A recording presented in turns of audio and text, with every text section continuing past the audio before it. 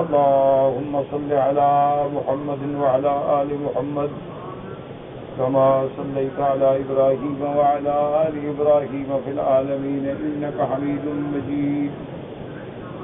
قال الله تبارك وتعالى في كلامه المجيد: أعوذ بالله من الشيطان الرجيم. بسم الله الرحمن الرحيم.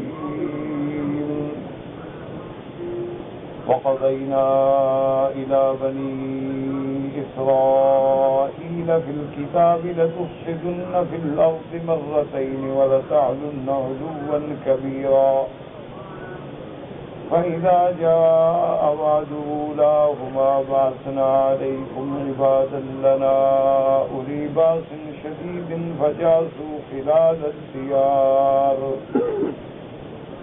وكان وعدا مفعولا.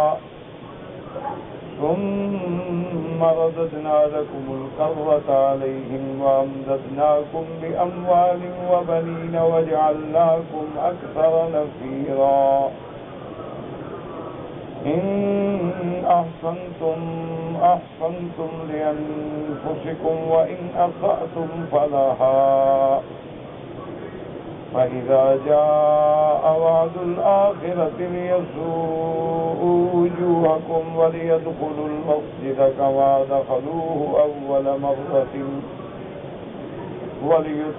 وليتبروا ما علوا تتبيرا. عسى ربكم أن يرحمكم وإن عدتم عدنا وجعلنا جهنم للكافرين حصيرا. قال المؤلف المفسر رحمه الله تعالى: أدام النفع بعلومه وعلومكم في الدارين آمين. إلى أن قال: وقد وردت في هذا آثار كثيرة إسرائيلية لم أردت إلى الكتاب بذكرها لأن منها ما هو موضوع من بدء بعض زنادقتهم ومنها ما قد يحتمل أن يكون صريحا ونحن في غنية عنها ولله الحمد.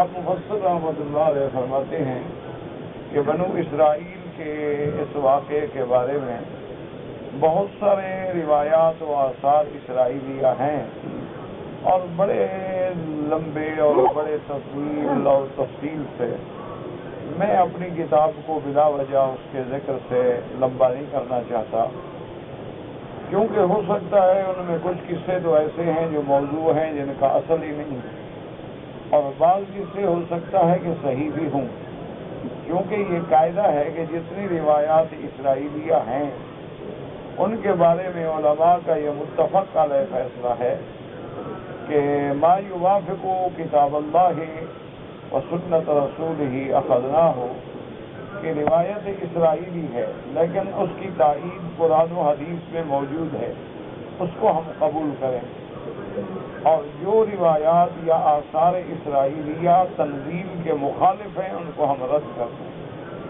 اور جو آثار یا روایات نہ موافق ہیں نہ مخالف ہیں تو ان کے بارے میں ہے کہ لا نصدق ولا نکذب، نہ تو ہم یہ کہیں گے کہ یہ 100% سچے ہیں اور نہ کہیں گے کہ جھوٹے ہیں، اللہ عالم سچے ہوں اللہ عالم جھوٹے ہوں، کیونکہ ہزاروں سال پہلے کی روایات ہیں اور وہ روایات بھی اس قوم کی ہیں جنہوں نے اللہ کی کتاب کو بدل ڈالا، جنہوں نے تورات میں تحریف کر ڈالی، جنہوں نے احکامات کو بدل ڈالا، جنہوں نے اللہ کے حلال کو حرام قرار دیا، جنہوں نے امیر اور غریب کے تفرقے کے لیے احکام الہی کو تبدیل کر دیا، تو ایسے لوگوں کی روایت کا کیا اعتبار ہوتا ہے؟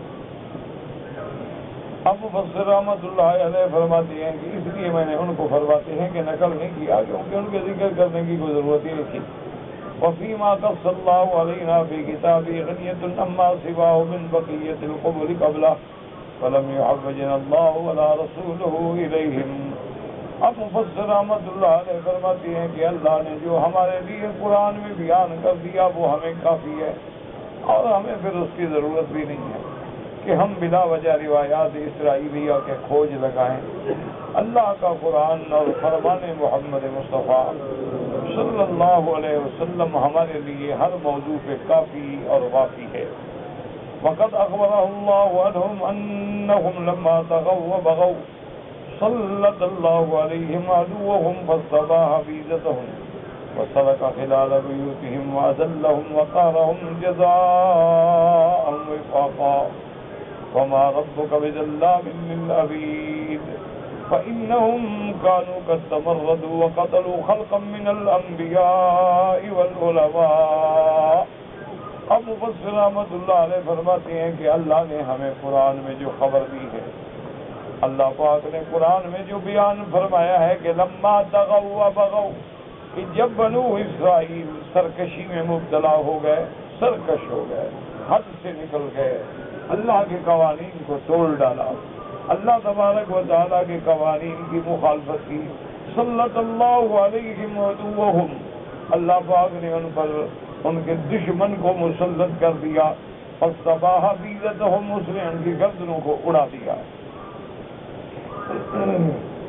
اس کے بعد سلک خلال بیوتہم، ان کے علاقوں پہ قبضہ کر کے ان کے گھروں میں داخل ہوا، وَأَذَلَّهُمْ وَقَهَرَهُمْ، اس نے ان کو ذلیل کر دیا، ان کو مجبور و مقہور کر دیا، جزاء وفاقا، جیسا کیا ویسا پایا، کہ جیسے انہوں نے سرکشی کی اللہ نے ایک بڑا سرکش مسلط کر دیا۔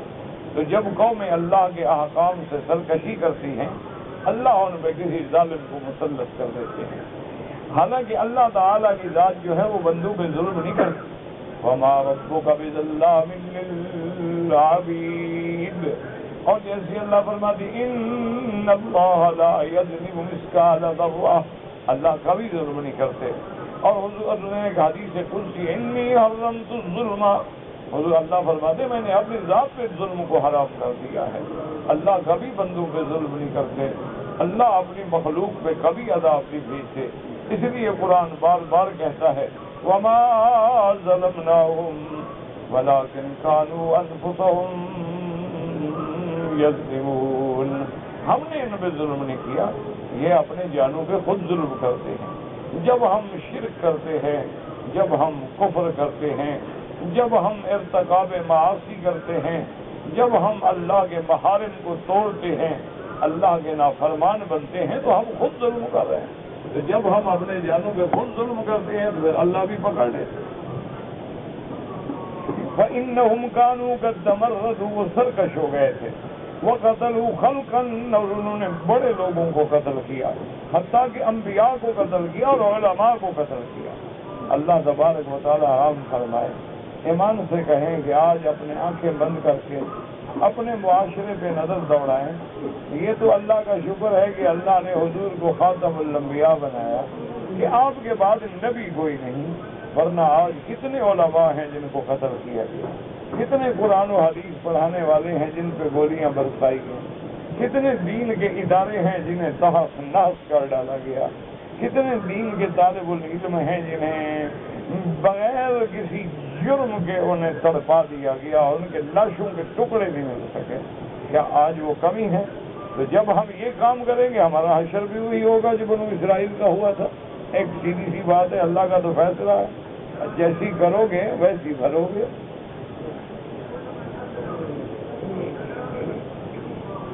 اب فرماتے ہیں وقد روى ابن جرير حدثني يونس بن عبد الأعلى قال حدثنا ابن وهب قال أخبرني سليمان بن بلال يحيى بن سعيد قال سمعت سعيد بن المسيب يقول ظهر بخت نصر على الشام فخرب بيت المقدس وقتلهم ثم أتى دمشق فوجد بها دما يولي على كعبة فسألهم ما هذا الدم فقالوا أدركنا آباءنا على هذا وكلما ظهر عليه الكعبة ظهر قال فقتل على ذلك الدم 70,000 من المسلمين وغيرهم فسكن۔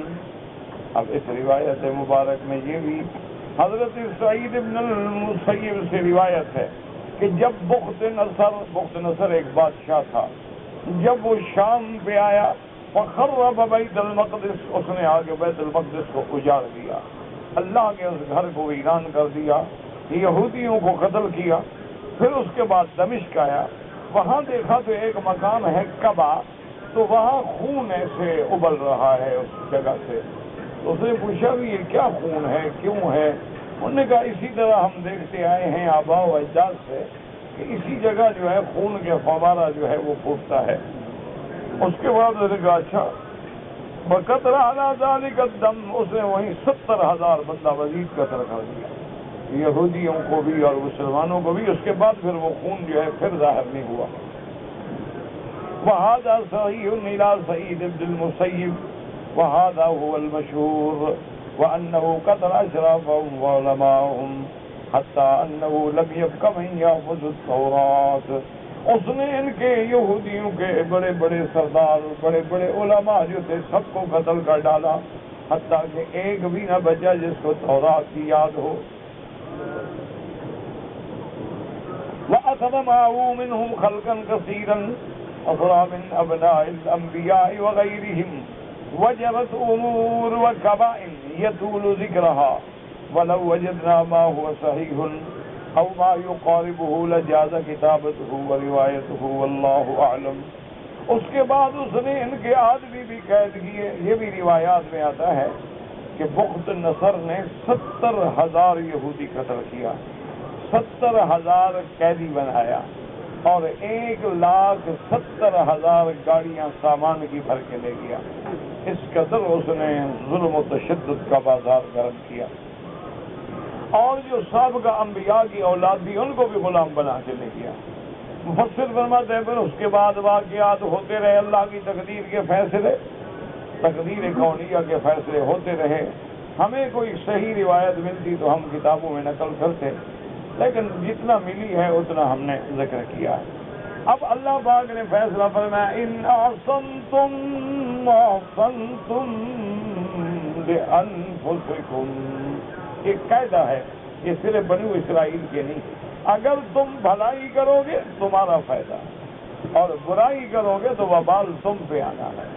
اس لیے اگر تم اچھائی اختیار کرو تو فائدہ تو تمہیں ہونا ہے، نعمتیں تمہیں ملیں گی، جنت تمہیں ملے گی، رضا تمہیں ملے گی، رب تم پہ راضی ہوگا، اور اگر نافرمانی کرو گے تو پھر عذاب بھی تم بھگتو گے۔ اس لیے فرمایا ان احسنتم احسنتم لانفسکم وان اسأتم فلها أي فعليها كما قال تبارك وتعالى في آية أخرى من عمل صالحا فلنفسه ومن أساء فعليها، جو عمل اچھا کرو گے تمہارے لیے ہے اور برا کرو گے تو وبال بھی تم پر ہوگا۔ اس طرح فرماتی فَإِذَا جَاءَ وَعْدُ الْآخِرَةِ لِيَسُوءُوا وُجُوهَكُمْ وَلْيَدْخُلُوا الْمَسْجِدَ كَمَا دَخَلُوهُ أَوَّلَ مَرَّةٍ۔ ایک تو پہلا وعدہ تھا نا کہ جب تم نے سرکشی کی تو اللہ نے ظالم مسلط کیا، پھر کچھ ٹھیک ہوئے، پھر تم بگڑ گئے، پھر اللہ کا وعدہ پھر آ گیا۔ اس طرح فرماتی ہیں الکرۃ الآخرۃ وَإِذَا أَفْسَدتُّمُ الْكَرَّةَ الثَّانِيَةَ وَجَاءَ أَعْدَاؤُكُمْ لِيَسُوءُوا وُجُوهَكُمْ يُحِينُكُمْ وَيَقْهَرُوكُمْ، اللہ نے پھر دشمن مسلط کیا جو تمہیں ذلیل کرے اور رسوا کرے اور تم پہ جبر کرے۔ وَلْيَدْخُلُوا الْمَسْجِدَ، بیت المقدس میں بھی داخل اور خراب کرے، كما دخلوا أول مرة أي في الذي جاسوا فيها خلال الديار وَلْيَدَّبَّرُوا مَا عَلَوْا تَدْبِيرًا أي يدمروا ويخربوا، جن لوگوں نے سرکشی کی پھر ان کو ہمیشہ کے لیے ہلاک کر ڈالے۔ اس کے بعد اللہ تبارک و تعالیٰ فرماتی ہیں ما عَلَوْا تَدْبِيرًا أي ما ظَهَرُوا عَلَيْهِ، کہ انہوں نے جو فتنہ فساد کیا۔ عَصَىٰ رَبُّكُمْ أَن يَرْحَمَكُمْ، رب تمہارا چاہے تم پہ رحم کر دے، وَيُصْرِفَهُمْ عَنْكُمْ، دشمنوں کو پھیر دے۔ وَإِنْ عُدْتُمْ عُدْنَا، یعنی عُدْتُمْ إِلَى الْفَسَادِ عُدْنَا إِلَى الْإِدَالَةِ عَلَيْكُمْ فِي الدُّنْيَا مَعَ مَا نُذَكِّرُ لَكُمْ فِي الْآخِرَةِ مِنَ الْعَذَابِ وَالنَّكَالِ۔ اللہ نے فرمایا ظالمو اگر تم پھر گڑبڑ کرو گے، اگر تم پھر فساد کرو گے تو ہم پھر تم پر دشمن مسلط کریں گے جو تمہیں ذلیل کریں گے۔ یہ تو دنیا کا عذاب ہوگا، آخرت کا عذاب تو الگ ہے جو میں نے تمہارے لیے تیار کر کے رکھا ہے۔ فرمایا وَجَعَلْنَا جَهَنَّمَ لِلْكَافِرِينَ حَصِيرًا، حَصِيرًا مُسْتَقَرًّا وَمُحَصَّرًا وَسِجْنًا لَا مَحِيدَ لَهُمْ عَنْهُ۔ حَصِيرًا کا معنی یعنی وہ جہنم تمہارا ٹھکانہ ہے، جہنم تمہارا قید خانہ ہے، جہنم تمہارا قلعہ ہے، اور ایسا قلعہ ہے کہ جس سے نکل بھاگنے کا تمہیں اختیار نہیں، لا محیدہ، کہاں فرار کرو گے، کہاں بھاگو گے؟ قال ابن عباس ناصیرا سجنا، تمہارے لیے اللہ تبارک و تعالی نے جہنم کو قید خانہ بنا دیا ہے۔ یعذرون فیہا وکذا قال غیرہ وقال الحضر فراشا ومہادا، اللہ نے کافروں کے لیے جہنم کو اوڑھنا بچھونا بنا دیا۔ وقال قتادہ قد عاد بنو اسرائیل وصلت اللہ علیہم ھذا الحی محمد صلی اللہ علیہ وسلم واصحابہ یأخذون منہم الجزیۃ عن ید وہم صاغرون۔ اب یہودیوں نے ایک دفعہ زمانہ موسیٰ علیہ السلام میں فساد کیا، اللہ نے عذاب دیا۔ پھر زمانہ عیسیٰ علیہ السلام میں فساد کیا، اللہ نے عذاب دیا۔ پھر سرکار دو عالم کے زمانے میں پھر اسی طرح فساد کیا، تو اللہ پاک نے پھر عذاب دیا کہ حضور صلی اللہ علیہ وسلم نے ان کو پہلے مدینہ منورہ سے نکالا، پھر ان کے ساتھ خیبر میں جنگ ہوئی، وہاں ذلیل ہوئے، پھر مسلمانوں کے تابع بنے، جزیہ دینے کو تیار ہوئے اور ذلت کی زندگی گزاری۔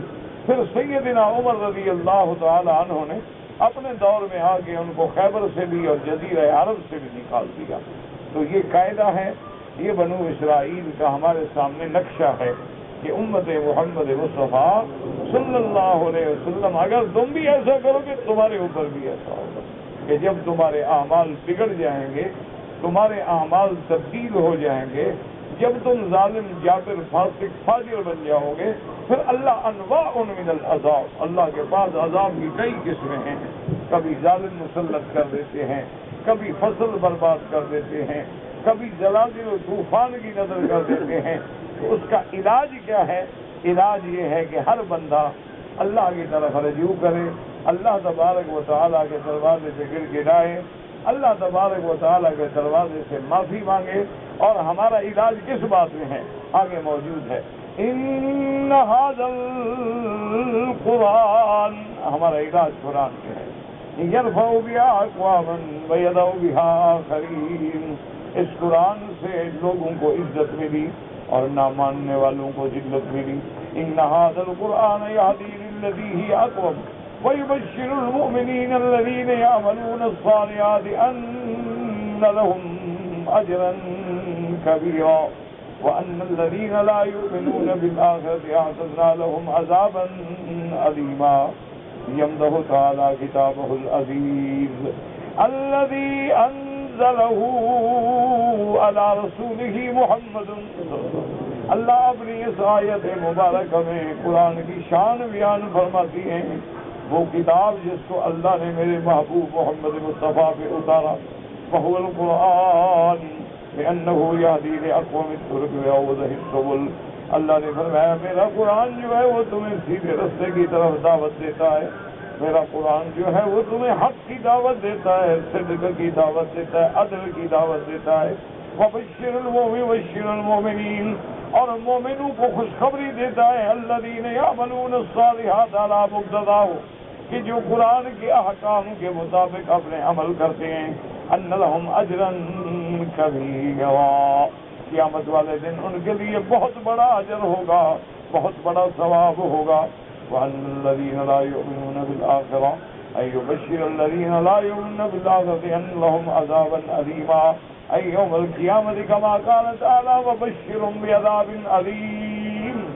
اور جو لوگ اللہ پر، اللہ کی کتاب پر اور یوم آخرت پہ ایمان نہ لائیں، قرآن کے ذریعے ان کو پھر خبر دی گئی ہے کہ تمہارے لیے اللہ نے عذاب دردناک تیار کر رکھا ہے۔ تو اللہ نے ہمیں یہ واقعات سنانے کے بعد ایک آیت میں ہمارے لیے سبق بیان کر دیا کہ اگر حضور کی امت نجات چاہتی ہے تو قرآن کو پکڑ لو، اگر کامیابی چاہتے ہو تو قرآن کو پکڑ لو، اگر ذلت سے بچنا چاہتے ہو تو قرآن کو پکڑ لو، اگر پھر پورے عالم کی جہاں بانی کا خواب دیکھتے ہو تو قرآن کو پکڑ لو۔ اگر قرآن کو پکڑ لو گے، قرآن کے مطابق عمل کرو گے تو پھر ہر جگہ کامیابی تمہاری ہوگی، ہر جگہ فتح و نصرت تمہارے قدم چومے گی، اور اگر تم قرآن پہ عمل نہیں کرو گے تو ہر جگہ ذلت و رسوائی ہوگی۔ دعا کرو کہ اللہ حضور کی امت پہ رحم فرما دے۔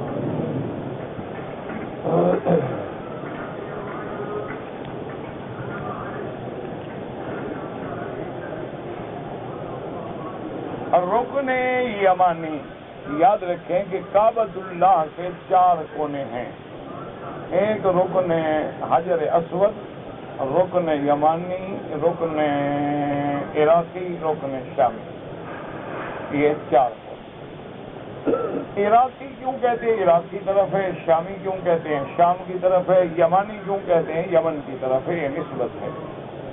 اور حجر اسود جو ہے یہ جنت کا پتھر ہے، اور اس کا بوسہ دینا، تقبیل کرنا، ہاتھ لگانا، ہاتھ لگا کے چومنا سنت محمد مصطفیٰ ہے صلی اللہ علیہ وعلا آلہ واصحابہ وسلم تسلیما کثیرا۔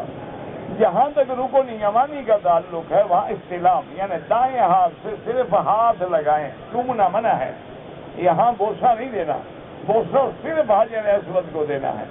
رکن یمانی پہ دائیں ہاتھ سے ہاتھ لگائیں اور بسم اللہ اللہ اکبر وللہ الحمد اللہم انی اسألک العفو والعافیہ ربنا آتنا فی الدنیا حسنۃ وفی الآخرۃ حسنۃ وقنا عذاب النار۔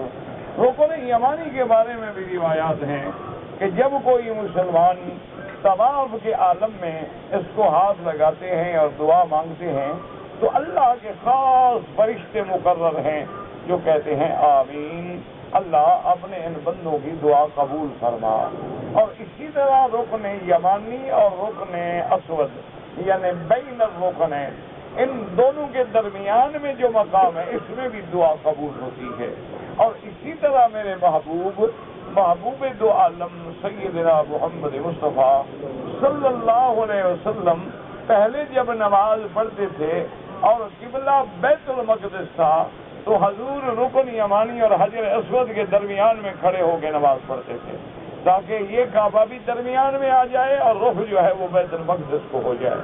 تو یہ بہت بڑا متبرک مقام ہے، اور اللہ کے گھر میں طواف کرتے ہوئے دعا قبول ہوتی ہے، رکن یمانی پہ دعا قبول ہوتی ہے، حجر اسود پہ دعا قبول ہوتی ہے، ملتزم پہ دعا قبول ہوتی ہے، مقام ابراہیم پر دعا قبول ہوتی ہے، ہجر اسماعیل یعنی حتیم میں میزاب رحمت کے نیچے دعا قبول ہوتی ہے، زمزم کے بعد دعا قبول ہوتی ہے، صفا جب دوڑیں صفا پہ کھڑے ہو کے دعا مانگیں قبول ہوتی ہے، مروہ پہ کھڑے ہو کے دعا مانگیں قبول ہوتی ہے، اور صفا مروہ کے درمیان جو سبز لائٹ ہے اس میں تیز تیز چلتے ہوئے دعا مانگیں۔ تو یہ مقامات ہیں جہاں اللہ دعائیں جلد قبول فرماتے ہیں۔ اللہ آپ کی بھی اور میری بھی قبول فرمائیں۔ کہتے جی آپ کے جو تقریروں کے کیسٹ ہیں وہ آپ کو بازاروں میں ملیں گے، میرے پاس ہوتے نہیں، نہ زندگی میں بنوایا ہے نہ بیچا ہے، آگے اللہ ہدایت دے، کیوں کل کا تو کوئی پتہ نہیں، ابھی تک تو الحمدللہ ثم الحمدللہ کبھی نہیں بیچا، اور انشاءاللہ ثم انشاءاللہ وہ آپ کو بازار سے مل جائیں گے۔ جہاں تک کتابوں کا تعلق ہے تو میرے دروس جو ہیں جو اللہ کی رحمت سے اللہ کی توفیق سے وہ دروس حرم کے نام سے وہ بھی آپ کو مل سکتے ہیں، اللہ قبول فرمائے، بس دعا یہ کیا کریں کہ اللہ قبول فرما دے۔ حضور صلی اللہ علیہ وعلا آلہ واصحابہ وسلم تسلیما کثیرا کثیرا کا نماز جنازہ۔ پہلی بات تو یاد رکھیں یہ ہے کہ دنیا میں فرق باطلہ نے مختلف سازشیں کی اسلام کے خلاف، ایسے ایسے مسائل میں ہمیں الجھا دیا گیا ہے کہ جس کا ہمارے ساتھ واسطہ بھی نہیں۔ اب ایمان سے کہیں اللہ کے کعبے میں ہو، باوضو بیٹھے ہو، بالکل دماغ سے پارٹی بازی کو نکال دو، اب سب حاجی ہیں، معتمر ہیں، مقیم ہیں، مکے میں رہنے والے ہیں، مسلمان ہیں، قیامت میں یا قبر میں حضور کے جنازے کے بارے میں ہم سے سوال ہوگا؟ ہاں جی، تو پھر آپ کو پریشانی کیوں ہے کہ آپ پوچھ رہے ہیں؟ جس مسئلے کا ہمارے ساتھ کوئی تعلق ہی نہیں، لیکن وجہ کیا ہے؟ وجہ یہ ہے کہ دشمن ایک ذریعے سے، یہ جنازے کا مسئلہ نہیں ہے، وہ صحابہ پہ اعتراض کرنا چاہتا ہے. یہ جنازے، اس کو جنازے سے کیا محبت ہو گئی؟ اصل تمہارے دماغ میں یہ بٹھانا چاہتا ہے کہ دیکھو جناب، حدیث میں کسی کتاب میں نہیں ہے کہ حضور کا جنازہ کس نے پڑھایا، اور پھر اس کے بعد جناب بڑے لچھے دار انداز میں دیکھو جی نبی کا جنازہ پڑھا رہا، اور نبی کا جنازہ ہی کسی نے نہیں پڑھایا، اور جناب نبی کا جنازہ کسی نے نہیں پڑھایا، اور جی ووٹ لگنے میں لگ گئے، اور جی جنہوں نے نبی کا جنازہ نہیں پڑھایا وہ کیسے مسلمان ہو گئے؟ تو یہ دراصل اس کے اندر جو فتنہ ہے وہ یہ ہے، اس کو جنازے کا مسئلہ نہیں پوچھنا، اس کے اندر جو کیڑا ہے، وہ اندر جو زہر ہے وہ یہ ہے. اس کو بڑا کیا تکلیف ہے کہ حضور کا جنازہ ہوا یا نہیں ہوا. تو اب جناب مسئلہ سمجھیں کہ اہل سنت والجماعت کی کتابوں میں جنازے کا ذکر جنازے کے نام سے اس لیے نہیں ہے کہ جنازہ کا معنی ہی دعا ہے، اللہم اغفر لحینا ومیتنا وشاہدنا وغائبنا، اور اللہ کا نبی ہمارا ایمان ہے کہ وہ معصوم ہے، اس کے لیے کیا دعا مانگے آدمی مغفرت کی؟ وہ تو معصوم عن الخطا ہے. دعا کی ضرورت تو ہم گناہ گاروں کو ہے نا کہ محمد رسول اللہ کو.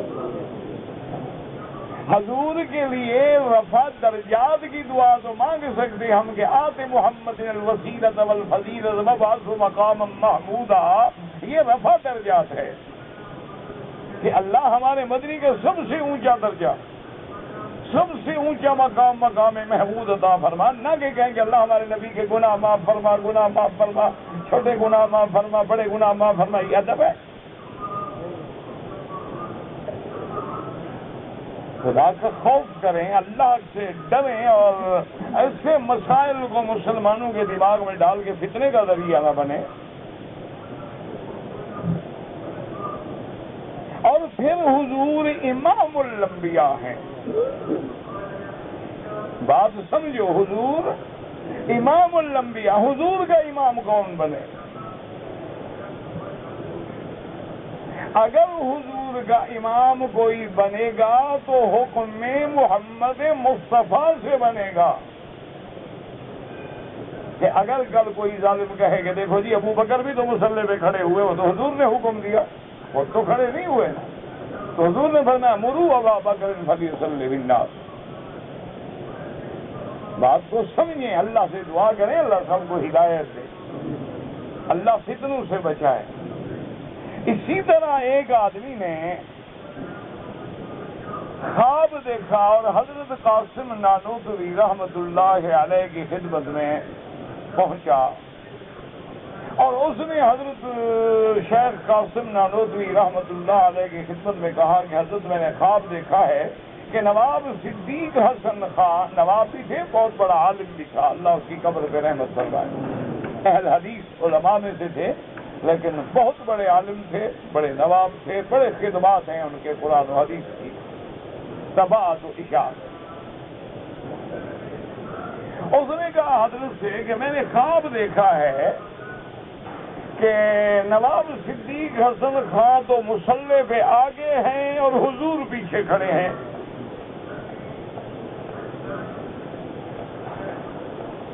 تو حضرت نانوتوی نے خواب سنا، خواب کی بات تھی، کوئی حقیقت تو نہیں تھی، یہ خواب تھا. تو آپ نے اس کو کہا کہ بھائی اللہ کے بندے باقی خواب دیکھا ہے، یا بعض لوگ ایسے خواب بنا کے بھی آ جاتے ہیں نا مولویوں کا امتحان لینے کے لیے، بعض لوگ خود خواب گھڑتے ہیں تاکہ دیکھیں گے مولوی کیا تعبیر دیتا ہے، اور بعض خواب لوگ دیکھتے ہیں پیروں سے خلافت لینے کے لیے کہ حضرت میں نے رات دیکھا تھا آپ اڑ رہے تھے، انہوں نے کہا سبحان اللہ، بھائی اس کو خلیفہ بنا دو. اس لیے اللہ کا شکر ہے، مجھے جو بھی خواب لکھتا ہے میں کہتا ہوں مجھے پتا کوئی نہیں، مجھے تعبیر نہیں آتی، جان چھڑاؤ خام خان، نہ میں نے پیر بننا نہ میں نے مولوی بننا، پھر خام کا مغز ماری کا کیا فائدہ. تو بہرحال اس نے کہا حضرت میں نے خواب دیکھا ہے کہ حضور پیچھے کھڑے ہیں اور نواب صدیق حسن خان مصلی پہ امام کی جگہ پہ کھڑے ہیں۔ تو آپ نے فرمایا اگر تمہارا یہ واقعی خواب ہے تو پھر معلوم ہوتا ہے کہ صدیق حسن خان فوت ہو گئے رحمت اللہ علیہ۔ اس نے کہا حضرت بہرحال خواب تو میرا ہے، اللہ کو پتا۔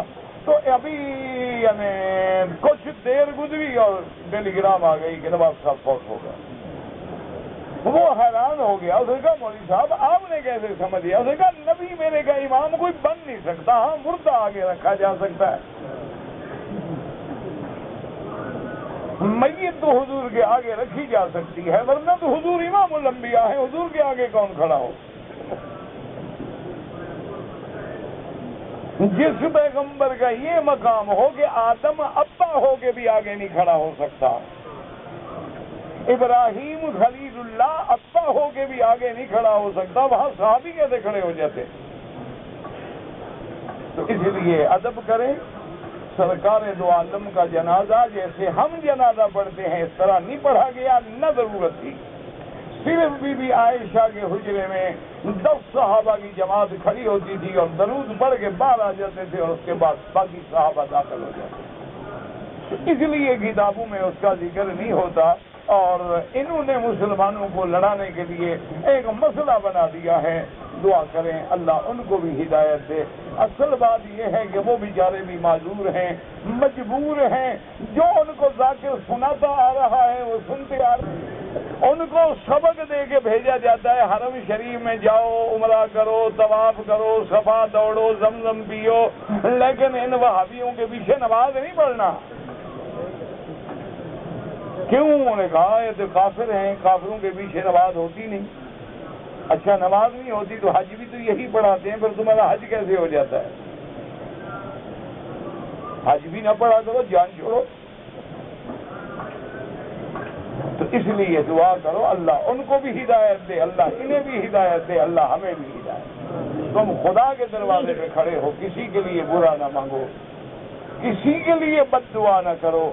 یہ بیچارے بھٹکے ہوئے ہیں، بہکے ہوئے ہیں، بھولے ہوئے ہیں، اور ایک گھڑے کی مچھلی ہے، باہر نکلتے نہیں ہیں۔ ان کو پتہ لگے کہ باہر سمندر ہے، دریا ہے، علم ہے، قرآن ہے، باہر تو آتے نہیں۔ ہر آدمی اپنی اس چار دیواری کے اندر کھڑا ہے بس۔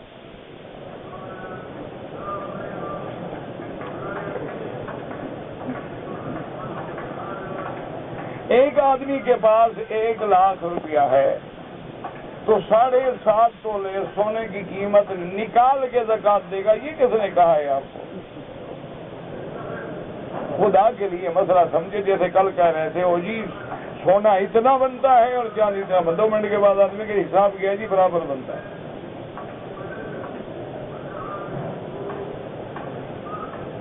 گھر بیٹھے نا چھلانگ لگا دیا کرو نا، گھر بیٹھ کے زبردست تقسیم کر کے پھر بات کیا کرو۔ میرے عزیز بات سمجھو، 7.25 تولے سونا یا 52.5 تولے چاندی یا اس کے برابر پیسے اگر ہمارے پاس آ گئے ہیں تو اب ہم صاحب نصاب ہیں، اب ہمیں زکات دینی ہوگی، یعنی اس 7.25 تولے کی بھی دینی ہوگی۔ اب ہم زکات والے بن گئے، اس کے اوپر بھی جتنا ہے سب کی دینی ہوگی۔ یہ نہیں کہ 7.25 تولے کا مانا 7 تولے ہے زکات نہیں ہے، معاف ہے۔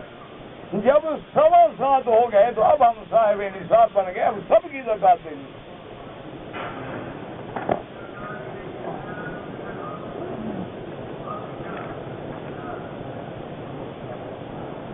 کہتے ہیں جی کہ جنگ جمل کو جنگ جمل کیوں کہتے ہیں؟ اونٹنی پہ سوار تھی بی بی صاحبہ، اس لیے کہتے ہیں۔ صفین کو صفین کیوں کہتے ہیں؟ جگہ کا نام صفین تھا۔ نہ تمہیں اس جنگ سے کیا تعلق ہے؟ ایک آدمی حضرت عبداللہ ابن المبارک رحمت اللہ علیہ امیر المومنین فی الحدیث،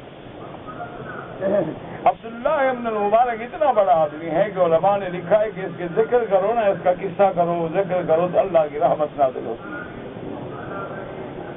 یہ اتنا بڑا آدمی ہے کہ امام بخاری کا بھی استاد ہے.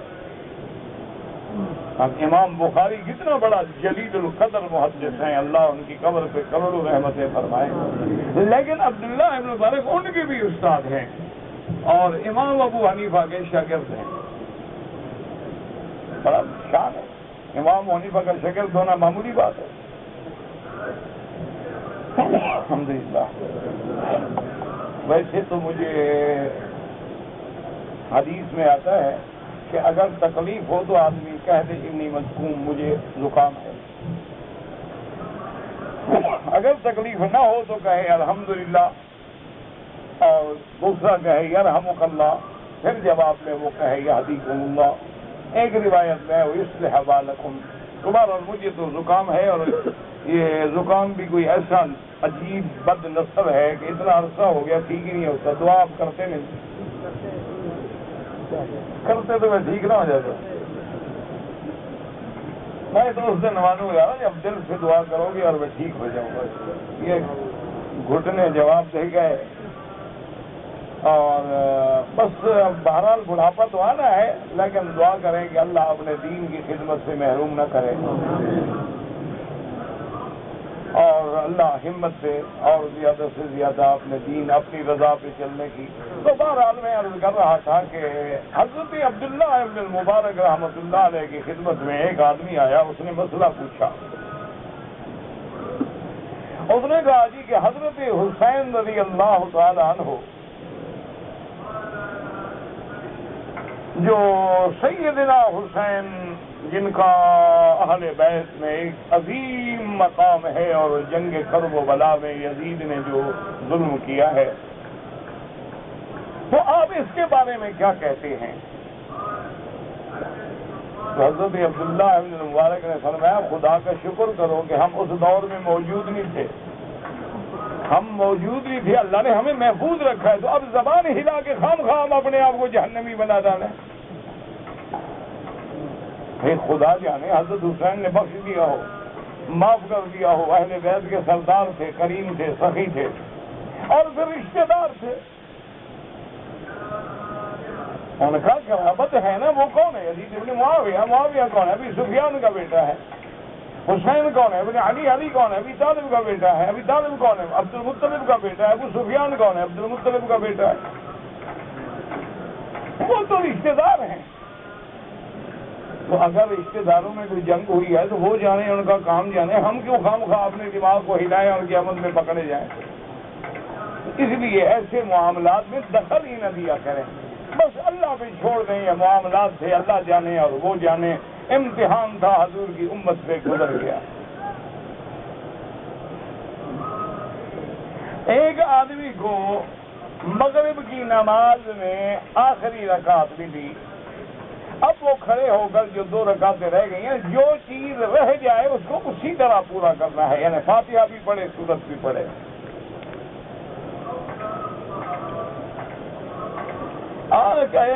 کہتے میرے پیر مرشد نے کہا ہے کہ 8 دن کا چلا قبرستان میں گزارو. 8 دن نہیں، میرا خیال ہے 8 مہینے گزارو. میری چٹ سے تو جان چھوٹے نا، کہ روز جو چٹ لکھتے ہو اس سے تو میری جان چھوٹے گی. نہیں، پیر نے تمہیں ٹھیک کہا ہے، کیونکہ زندوں کے تو مقابل نہیں ہوتے. ٹھیک کہا ہے کہ ملکوں میں جا کر رہو. ویسے پیر تمہارا سمجھدار معلوم ہوتا ہے، پہچان گیا مرید کو. اسرائیل نام ہے، اس کا معنی ہوتا ہے عبداللہ. اسر معنی عبد، ایل معنی اللہ. میکائیل عبداللہ، جبرائیل عبداللہ، یہ سب معنی عبداللہ ہوتا ہے.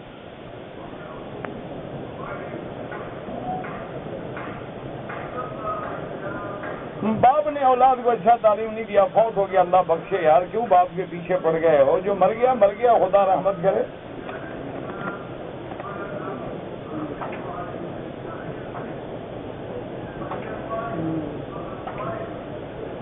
میری نیت تھی کہ میں مدینہ منورہ جاؤں گا.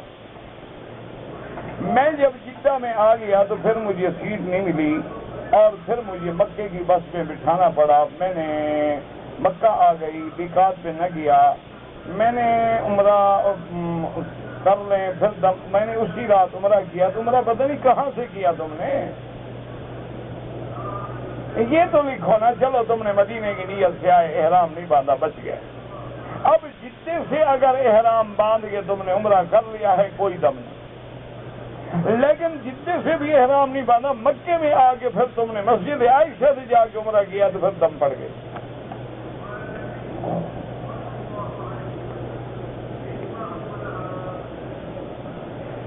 اگر کوئی آدمی ایک گناہ کرتا ہے پھر توبہ کرتا ہے, توبہ کے بعد پھر توڑ دیتا ہے, پھر گناہ کرتا ہے, پھر گناہ کرتا ہے, اللہ کی توبہ کا دروازہ بند نہیں ہے, تم کیوں بند کرنے والے ہو گئے؟ اگر 1000 بار توبہ شکستی, بازا 1000 بار بھی توبہ ٹوٹ جائے پھر بھی باز آ جاؤ, اللہ کی رحمت کا دروازہ کھلا ہوا ہے.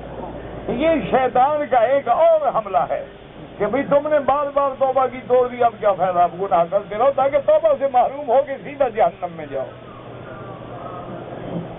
توبہ کا دروازہ اس دن بند ہوگا جب سورج مغرب سے نکلے گا, اور توبہ کا دروازہ اس وقت بند ہوگا جب بندے کو سکرات لگ جائے. حضور نے فرمایا ما لم یغرغر, کیا مانا, پانی منہ میں ڈالو نا تو پانی غرغر کرے اور اندر نہ جائے, اب توبہ کا دروازہ بند ہے.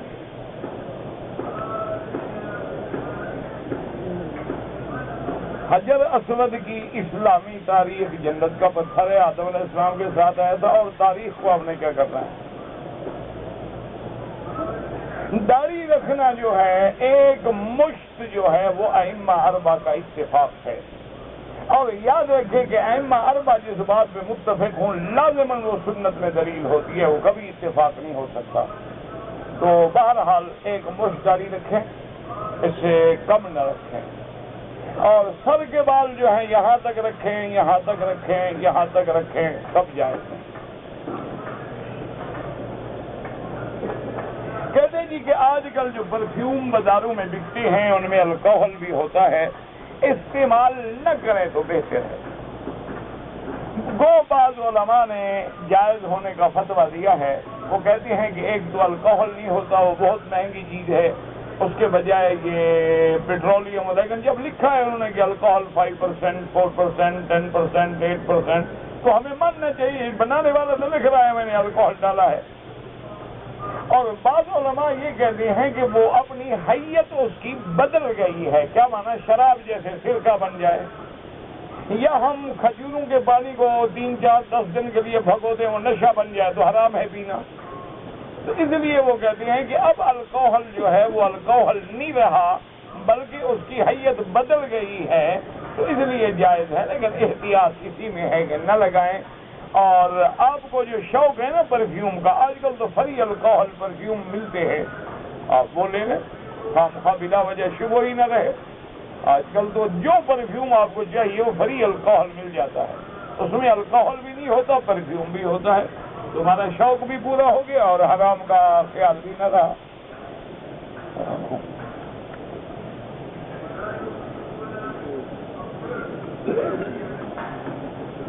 کہتے جی جب حضرت سلیمان علیہ السلام مر گئے تھے, جنات کو علم نہیں تھا, انسانوں کو تھا. جب جنوں کو نہیں تھا تو انسانوں کو کہاں تھا؟ کسی کو بھی نہیں تھا, کیونکہ علم غیب کے سب سے بڑے ٹھیکیدار تو جن بنتے ہیں نا. جب ان کو پتہ نہیں لگا تو ہمیں کیسے پتہ لگے گا؟ اتنا عقل نہیں ہے تمہیں. اگر داڑھی میں مہندی لگائیں لیکن مہندی میں کالا رنگ بھی ملا دیں کوئی حرج نہیں, بالکل لگائیں, لگا سکتے ہیں. خالص کالا نہ لگائیں, یعنی 100% سیاہ نہ ہو, براؤن ہو, میڈیم براؤن ہو, لائٹ براؤن ہو, مہاگنی ہو, اور کوئی رنگ ہو, جو مرضی ہے لگاؤ.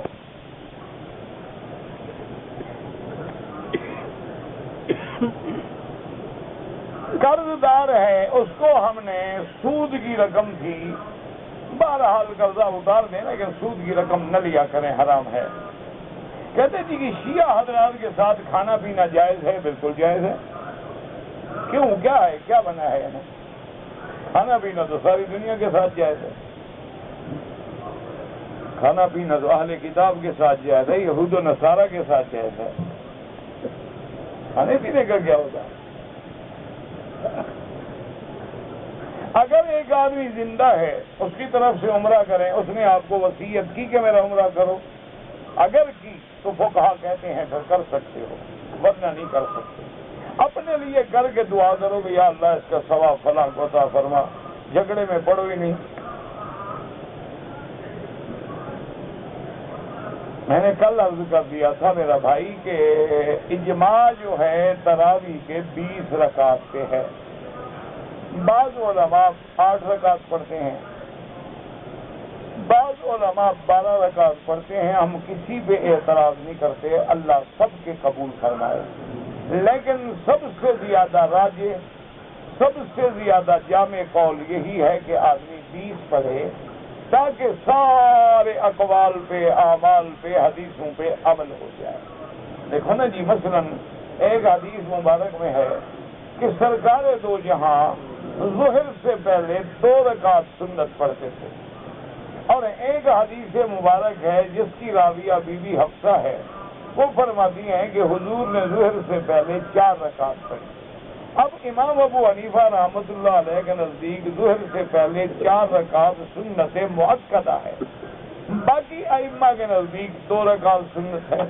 اچھا، اس میں تو کوئی شک نہیں کہ قیامت والے دن جب اللہ کے دربار میں فیصلہ ہوگا تو لازمی بات ہے کہ ایک قول صحیح ہوگا، ایک غلط ہوگا، جو غلط ہوگا ان کو بھی گناہ نہیں ہوگا کیونکہ وہ بھی اجتہاد ہے، لیکن بہرحال فیصلہ تو ہو جائے گا۔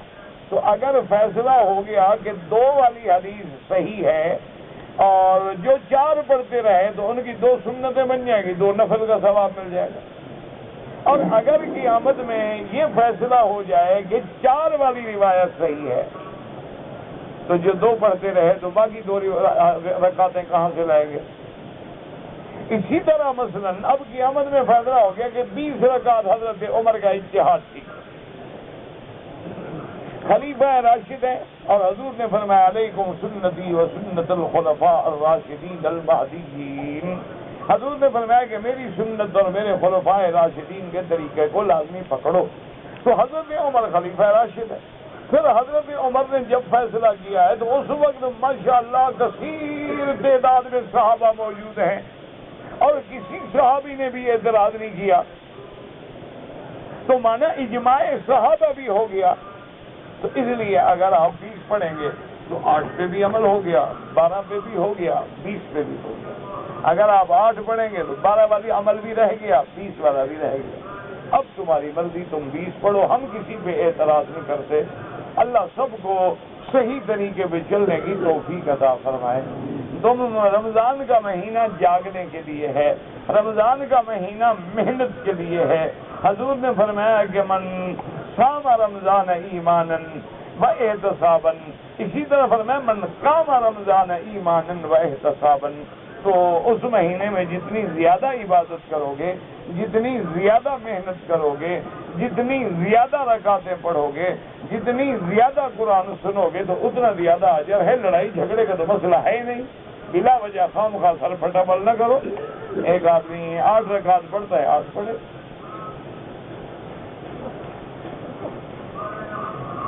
کہتے جی آپ کی آواز کے اندر مجھے یہ ملا کہ جہاد کی شرائط ہیں۔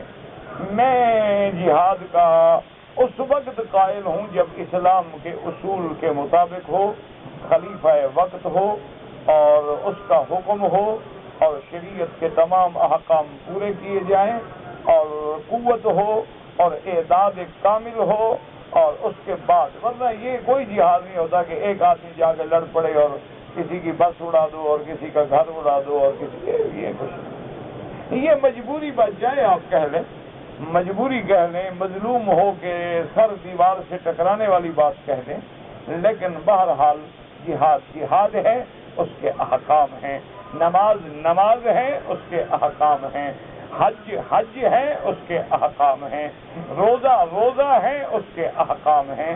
یہ نہیں ہے کہ جیسے ٹکرے والے جی نماز ہی ہے نا، نہیں، اس کے اصول ہیں، شرائط ہیں، ارکان ہیں، واجبات ہیں۔ تو اس لیے بات کو سمجھا کریں، ورنہ ہم تو مظلوموں کے ساتھ ہیں اور ان کے لیے رات دن اللہ سے دعائیں مانگتے ہیں، اللہ کے دربار میں روتے ہیں، لیکن خدا کے لیے بات کو سمجھو جہاد جہاد ہے، فساد فساد ہے۔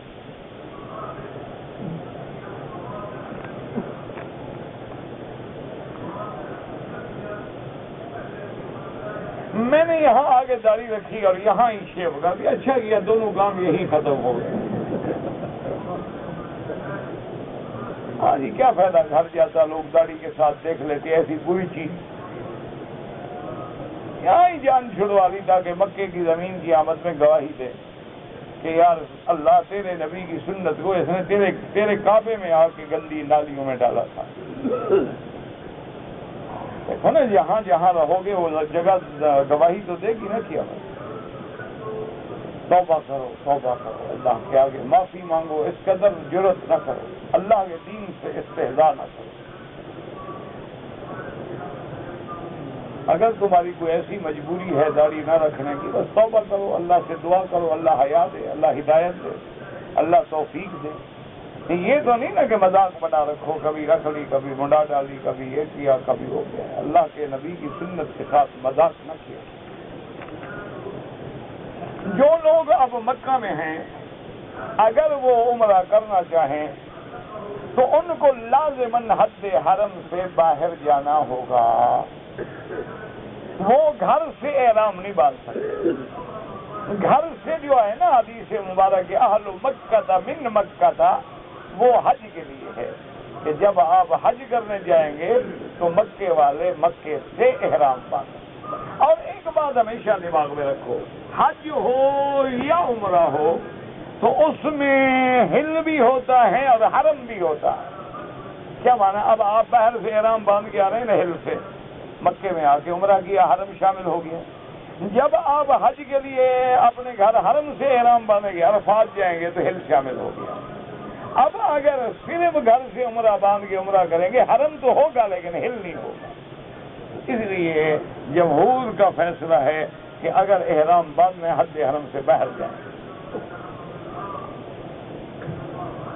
اگر ایک عورت اپنے ایام حیض میں ہے، اس نے میقات میں آ کے عمرے کی نیت کر لی، وہی نیت ہے اس کی، اپنے گھر میں رہے، احتیاط کرے، خاوند سے بے تکلفی یا ایسی کوئی بات نہ کرے، اور خوشبو نہ استعمال کرے، کنگھی ونگی بلا وجہ نہ دے۔ جس دن حیض کے دن ختم ہو جائیں سادہ پانی سے غسل کرے اور اپنا عمرہ پورا کرے۔ مسجد عائشہ کیا جانے کی ضرورت نہیں، وہ تو نیت کر کے آئی ہوئی ہے۔ مسجد عائشہ اس کو جانا ہوتا ہے جو نیت کر کے نہ آئے۔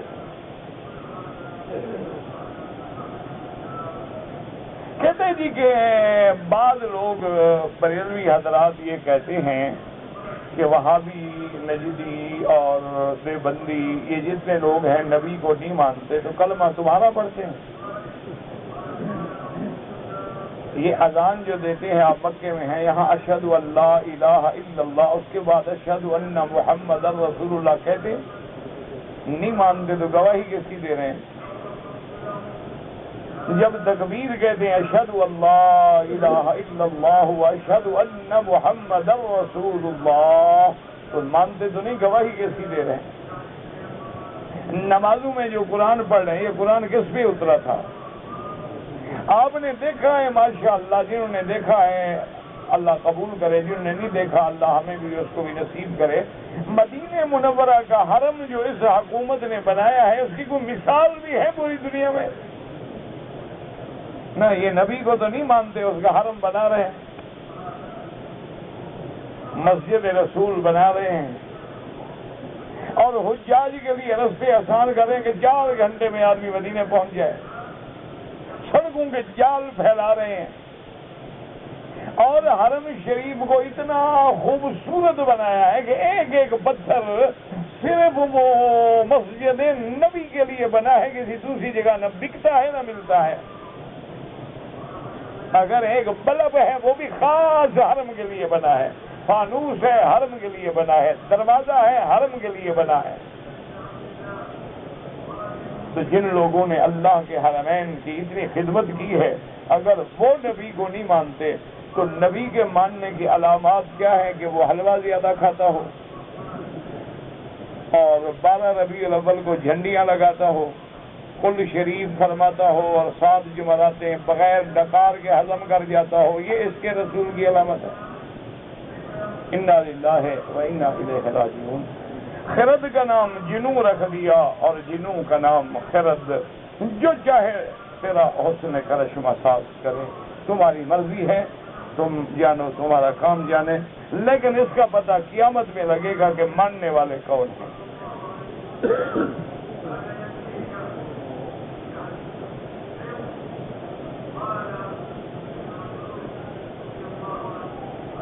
اگر ایک آدمی کا جنازہ شہر میں ادا ہو گیا، پھر دفن کے لیے دیہات میں گیا، تو کوئی ضروری نہیں کہ دوبارہ جنازہ پڑھایا جائے، ایک دفعہ جنازہ ہو گیا کافی، کوئی مسئلہ نہیں۔ یہ ضروری نہیں ہوتا ہے کہ 4 جنازے ہوں اور 10 جنازے ہوں اور 20 جنازے۔ جنازہ ایک ہے جو ہو گیا۔ اگر کوئی رشتہ دار عزیز رہ گئے ہیں تو وہ قبر پہ کھڑے ہو کے بھی جنازہ پڑھ سکتے ہیں، وہ خود جا کے پڑھ لیں، 2 آدمی 3 آدمی 4 آدمی 10 آدمی، کوئی ضروری نہیں ہوتا کہ دوبارہ جنازہ پڑھایا جائے۔ اور اگر کسی نے پڑھایا وہ بھی گناہ نہیں ہوگا انشاءاللہ، لیکن فقہا کہتے ہیں بس ایک دفعہ ہو گیا۔ واللہ اعلم۔ اللہم صلی علی محمد وعلی آل محمد کما صلیت علی ابراہیم وعلی آل ابراہیم فی العالمین انک حمید مجید۔ یا اللہ یا رحمان یا رحیم، یا حی یا قیوم یا ذی الجلال والاکرام، یا الہنا الہ کل شیء الہا واحدا لا الہ الا انت، اللہم انت المیسر لکل یسیر وانت علی کل شیء قدیر۔ اللہم یسر امورنا وامور اولادنا وامور بناتنا وامور اخواننا وامور المسلمین۔ اللہم ارحم امت محمد صلی اللہ علیہ وسلم، اللہم اغفر امت محمد صلی اللہ علیہ وسلم، اللہم اجبر امت محمد صلی اللہ علیہ وسلم۔ یا الہ العالمین، عالم اسلام پہ اپنی رحمت نازل فرما۔ یا الہ العالمین، عالم اسلام پہ اپنی رحمت نازل فرما۔ یا اللہ اسلام کی عزت کا فیصلہ فرما۔ یا اللہ مجاہدین کشمیر میں ہیں، فلسطین میں ہیں، جس مقام میں ہیں ان کی قدم قدم پہ نصرت فرما۔ یا اللہ ان کی مدد فرما۔ یا اللہ ان کی مدد فرما۔ یا اللہ تو نے اگر مسلمانوں کی مدد نہ فرمائی، دانا دیں گے خود کے مسلم کا خدا کوئی نہیں۔ یا اللہ کفر کی طاقتوں پہ طاغوتوں پہ اپنا قہر نازل فرما۔ یا اللہ مقہور و مجبور مسلمانوں کی عزت و غلبے کا فیصلہ فرما۔ یا اللہ حرمین الشریفین اور بلد الامین کو قیامت تک ہر فتنے سے محفوظ فرما۔ یا اللہ بیماروں کو شفا عطا فرما، بے حیاؤں کو حیا عطا فرما، بے دینوں کو دین عطا فرما، بے اولادوں کو اولاد عطا فرما۔ جن کی اولاد ہے ان کو صالح بنا، جن کے گھروں میں بچیاں ہیں ان کے رشتے آسان فرما۔ یا اللہ ان کے گھر آباد فرما۔ یا اللہ ان کو خیر کے رشتے نصیب فرما۔ یا الہ العالمین، یا ارحم الراحمین، ہمیں مانگنا بھی نہیں آتا، بغیر مانگے عطا فرما۔ یا اللہ پورے عالم میں ہدایت کی فضا پیدا فرما۔